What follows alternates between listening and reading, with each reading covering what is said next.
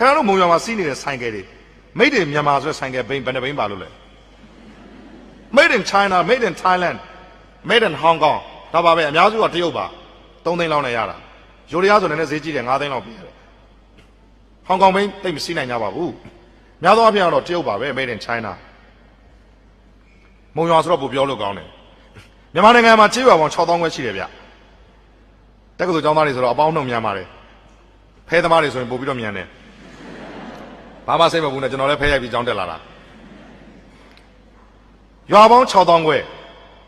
တရွာတရွာမှာအနည်းဆုံးဆိုင်ကယ်အစင်း100ရှိတယ်အနည်းဆုံးအစင်း100တပိန်းကို3သိန်းအင်းရောက်ရင်မြောက်ကြည့်ပါ6000ခွဲအမြောက်100အမြောက်3သိန်းအင်းရောက်မှမြောက်ဆိုင်ကယ်တစ်စင်းမလုတ်တက်လို့တရုတ်ကိုပေးလိုက်ရတဲ့ပိုက်ဆိုင်အင်ဂျင်လေးတက်ထားတဲ့နော်အင်ဂျင်မြင်းကောင်ကြီးနော် 1.25 လောက်ကိုအဲ့ဒီအင်ဂျင်လေးတစ်လုံးမလုတ်တက်လို့ဒီတိုင်းပြည်ကတရုတ်ကိုပေးလိုက်ရတဲ့ပတ်စံအဲ့ဒီပတ်စံကိုတရုတ်တွေကအေးစစ်စစ်ယူတယ်ဟာဝါလို့စီပေါ်ပေါက်လဲကျေးဇူးတင်လဲဒီလိုမြန်မာနိုင်ငံရှိလာဝါလို့အတွက်ကတော့မွေးချင်းပေါက်ပေါ်နေလဲအလွန်ကောင်းလာပဲကိုယ်ဆိုခိုင်တင်းကြည့်လို့ဘာလို့တော့စီယုံမလေးကိုချစ်လေလို့ဘာလို့ရိုက်ကုန်ကြပြီဒီလိုဖြစ်ရမယ်ဝါလို့အမြဲတမ်းတန်ဖိုးထားလဲဒါကြောင့်ဝါလို့ဒီမှာဖရဲသီးတွေလာဆိုင်လဲဝါလို့ရှိမှမဆိုင်ဘူးလို့ချစ်လို့အေးစေးပေါ်တယောက်ကဆိုင်ကယ်လေးတစ်စင်းမလုတ်တတ်တဲ့လူတွေကိုဆိုင်ကယ်အင်ဂျင်လေးကျွန်တော်တန်တိုင်းမပြောဘူးနော်အကြီးတွေမပြောဘူးနော် TV တွေ